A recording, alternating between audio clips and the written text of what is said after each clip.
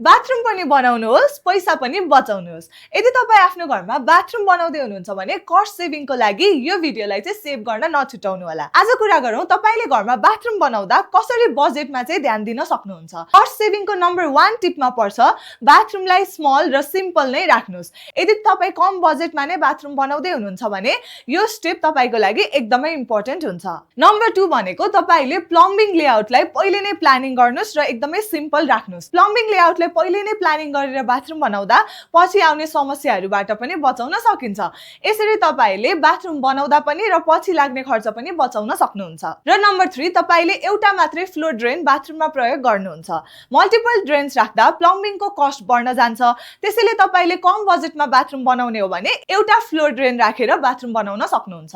त्यसैगरी अर्को पोइन्ट भनेको वाल टाइल्स। तपाईले बाथरुमको कस्ट घटाउनको लागि वाल टाइल्सलाई 6 देखि 7 फिट सम्म राख्न सक्नुहुन्छ। सिलिङ सम्म टाइल्स हाल्दा अलि कस्ट बढ्न जान्छ। त्यसैले तपाईले बजेटमा बाथरुम बनाउने हो भने 6-7 फिट सम्म टाइल्स हाल्न सक्नुहुन्छ। अर्को पोइन्ट भनेको ग्लास पार्टिसनको सट्टामा तपाईले शावर कर्टेन हाल्न सक्नुहुन्छ।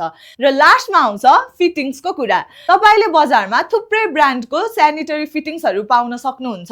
यदि कम बजेटमा नै बाथरुम बनाउने हो भने तपाईले लोकल टाइल्स अथवा लोकल स्यानिटरी फिटिङ्सहरूको प्रयोग गर्न सक्नुहुन्छ।